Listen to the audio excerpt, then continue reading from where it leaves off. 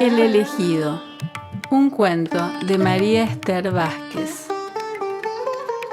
Yo volví de la muerte muchas veces a padecer la vida. No he podido seguir leyendo. Comprendo. A lo largo de mi vida casi infinita he comprendido muchas cosas.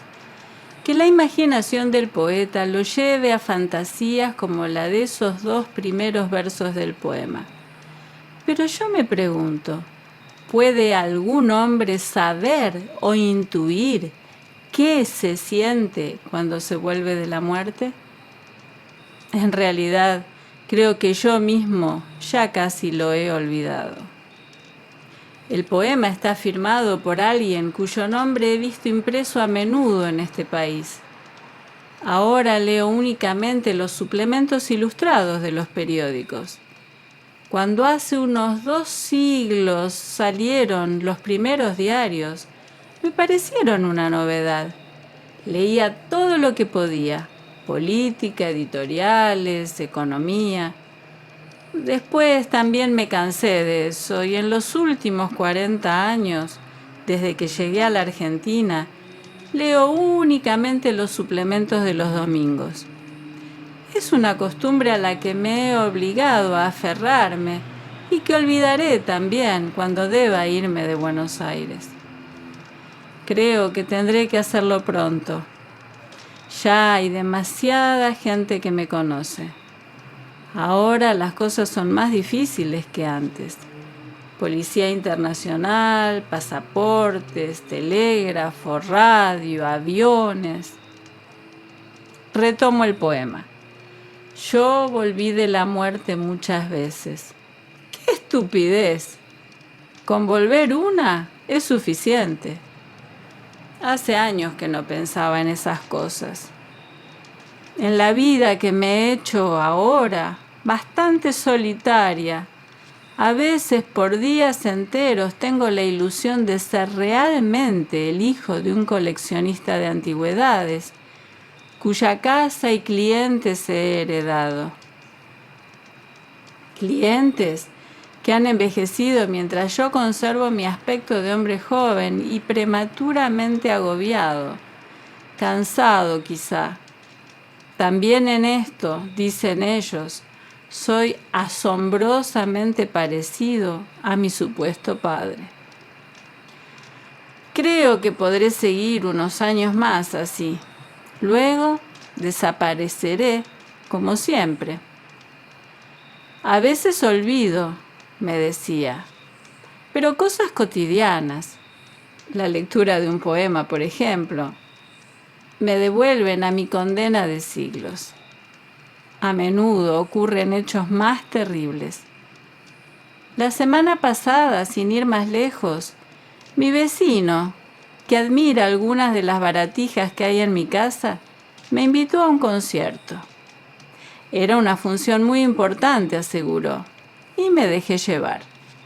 En tales reuniones no suele verse nada interesante. Claro que las esmirriadas ropas de este siglo no permiten el lucimiento de hombres ni mujeres. La música, en cambio, es más llevadera. En el entreacto, mi vecino quiso salir. Lo acompañé y de pronto la vi. Era el mismo rostro de aquella muchacha que conocí en la corte de Lorenzo el Magnífico, cuando Florencia nacía para la belleza y para la gloria. Era un rostro extraño y espléndido. De todos aquellos que pasaron por mi vida, recuerdo muy pocos, pero esa mujer me dio tantas felicidades y desdichas que creo tardaré todavía mucho en olvidarla. Ante la insistencia de mis miradas, la muchacha volvió los ojos hacia mí.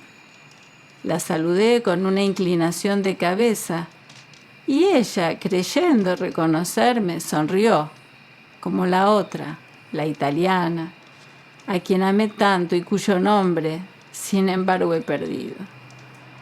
Después de mis hermanas, de Marta sobre todo, de una egipcia que compré en Roma y de una galesa que murió en mis brazos, pocas mujeres me impresionaron como aquella italiana, cuyo rostro había vuelto a encontrar.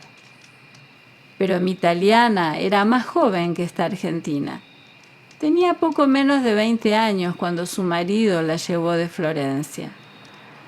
La última noche que pasamos juntos, me regaló un espejo de plata. Murió joven, feliz de ella. El encuentro del teatro me trastornó y esa noche en la oscuridad de mi cuarto, solo, recordé aquella época y otras más lejanas, remotas ya, y rostros y vidas que amé y odié, y a un hombre al que maté para robarle, en Córdoba, cuando Almanzor era califa, y a aquel Carlos de Inglaterra, que vi morir a manos del verdugo, y mi casa en Palestina, y a mi madre cociendo pan, y los ojos de aquel hombre que me llamó, para mi mayor honra y mi mayor desdicha, su amigo, y la piedra del sepulcro a mis espaldas. No sé para qué escribo estas cosas. Nada espero de los hombres ni de mí mismo. Me conozco hasta el hartazgo y espero, sin embargo, que aquel, mi amigo, me permita descansar. A veces voy a la iglesia y le hablo. No me oye. He olvidado su lenguaje. Un día, en Santiago de Compostela, aún las torres de la catedral no habían sido levantadas. Me confesé con un padre peregrino. De todos los que me han escuchado, él fue el único que me creyó y me confortó sin pensar que era un poseso. Me aconsejó que buscara la compañía de los hombres, mis hermanos, que no envidiara su suerte mortal y que los amara, si fuera posible, como mi amigo los amó. No es posible. No me importa nada de los hombres. Antes, hace mucho, los buscaba en la desesperación, después en el tedio. Estoy cansado. He aprendido lenguas extrañas y las he olvidado. He visto casi todos los cielos del planeta y los he olvidado. He estudiado ciencias y la alquimia y la medicina y las estrellas y sus cambios a través de los tiempos. Aprendí la antigua botánica y Emiliano Palladio Rutilio me enseñó agricultura y conozco todos los animales de la tierra, hasta los insectos más minúsculos, desde la música a la poesía. Las artes me cautivaron y he olvidado casi todo. Solamente no he podido olvidar aquella terrible hora en que fue sellado mi destino. El tiempo se detuvo para mí.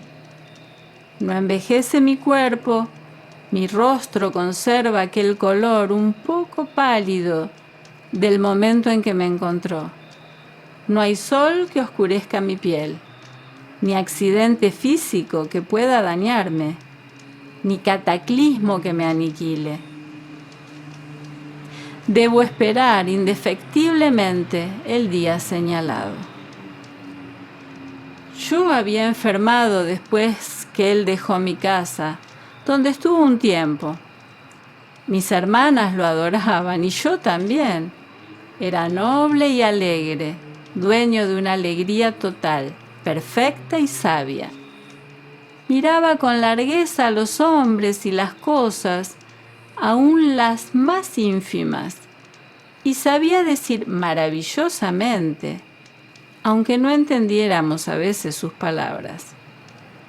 Fuimos mucho tiempo amigos, y a pesar de que nunca lo acompañé en sus viajes, me gustaba estar a su lado y oírlo hablar.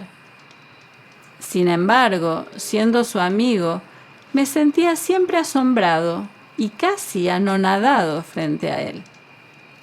Me imponían sus maneras, sus gestos, la majestad entera, puedo decir, que se desprendía de su paso cuando andaba, de su reposo cuando dormía y, sobre todo, del aliento que alcanzaba aquello que lo rodeaba, iluminándolo.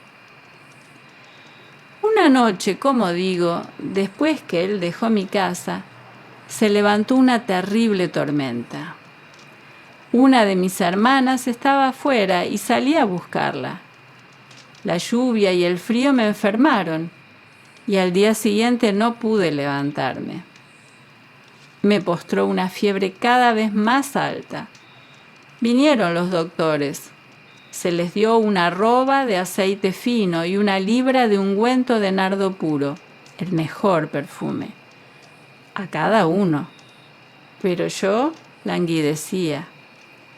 Se llamó al sacerdote y cuando ya no pude hablar, ni ver, ni sentir más que la oscuridad y el silencio, me prepararon para morir. Y como yo era el único varón de la casa, mis hermanas hicieron traer del templo un sudario de lino. Una de ellas, en su desesperación, lo mandó llamar con un mensajero que le dio la triste nueva. Su bondad y su sabiduría eran la única esperanza. Guardo de aquella época el recuerdo que sobrevive a las pesadillas, noches de fiebre, angustia y delirio, los rostros de mis hermanas sobre mí y las manos frescas en las mías sudorosas. Luego, la noche total. Él aparentemente llegó tarde. Mis hermanas fueron a recibirlo 4 días después, cuando entró en la aldea. Llorando, se echaron en sus brazos.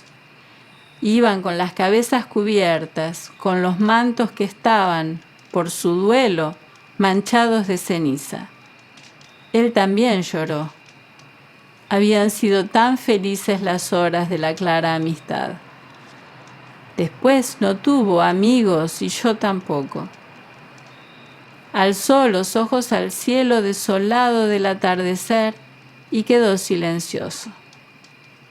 Luego, lentamente, recogió su humilde hábito de predicador sin templo y marchó hacia la colina de los sepulcros. Allí se hizo mostrar, por quienes lo acompañaban, el mío. A la vista de la piedra que lo cubría, volvieron a sus ojos las lágrimas. Pero rehaciéndose, con voz clara y grave, pidió que movieran la piedra. Ante aquello que parecía insensato, algunas voces intentaron una protesta. Frente a su gesto adusto, la tumba fue abierta. El viento, lúgubre rumor, andaba sobre las ramas estrechas de los árboles, y la luna recién aparecida desolaba los montes. Elevándose por encima del viento, su voz dijo 3 veces las necesarias palabras: «Lázaro, sal afuera». Alzado del túmulo, cubierto aún por el sudario y ligadas las manos por el cordón de los muertos, sumiso y ciego, salía a la noche de Betania. Su voz, ahora dulcísima, agregó: «Desatadle y dejadle ir». Rescatado de la sombra silenciosa, el aire de la noche parecíame embriagador. No sabía yo qué había pasado por mí y conmigo, pero todo mi cuerpo, agradecido y espléndido, como recién vuelto del amor, latía en la vida. Esa noche mi hermana lo ungió de nardo. No hubo noche más feliz para mí. Pero ha pasado tanto tiempo. Jesús, príncipe del día, ¿Por qué me abandonaste en esta tierra hostil, que no me deja cambiar ni envejecer, que no me deja morir? Y me pregunto, preguntándote, ¿por qué y para qué yo, Lázaro, fui el elegido y el olvidado? María Esther Vázquez nació en Buenos Aires el 4 de agosto de 1937. Hija única, su infancia transcurrió en una suerte de matriarcado, ya que tanto su madre como su abuela enviudaron muy jóvenes. A los 16 años ingresó en la carrera de Filosofía y Letras de la Universidad de Buenos Aires. En 1957 empezó a trabajar en el Departamento de Extensión Cultural de la Biblioteca Nacional, donde conoció al escritor Jorge Luis Borges. En sus propias palabras, dijo: «La amistad con Borges me abrió las puertas al mundo. Esa es la verdad. Por ejemplo, él me llevó a Sur, donde conocí a Victoria Ocampo y a todo ese pequeño mundo que estaba separado, como si fuera una escalera superior. También por él amplié mis conocimientos de muchos escritores que yo no conocía o conocía muy poco, sobre todo de literatura inglesa. Viajé con Borges a congresos de literatura muy importantes. Recorrimos toda Europa juntos y conocí a mucha gente con la cual después seguimos por correspondencia una bella amistad. Durante un año trabajé en la Biblioteca Nacional. Entonces recibí una beca y me fui a Europa, y al regresar retomé el trabajo, aunque yo un día sí y un día no». En 1965 contrajo matrimonio con el poeta y ensayista Horacio Armani, con quien estuvo casada hasta la muerte de este en 2013. Es autora de los libros de cuentos Los nombres de la vida y Desde la niebla, entre otros, de los ensayos Introducción a la literatura inglesa y Literaturas germánicas medievales, escritos en colaboración con Jorge Luis Borges. También escribió las biografías Victoria Ocampo y Borges, Esplendor y Derrota. Como columnista del diario La Nación, publicó más de 1500 artículos. Borges le dedicó uno de sus logros poéticos más altos, el Poema de los Dones, de 1958, incluido en la compilación de prosas y poemas titulados El Hacedor. María Kodama, desde que fue declarada heredera de los derechos de Borges, borró tal dedicatoria. Vázquez falleció el 25 de marzo de 2017 a los 79 años de edad.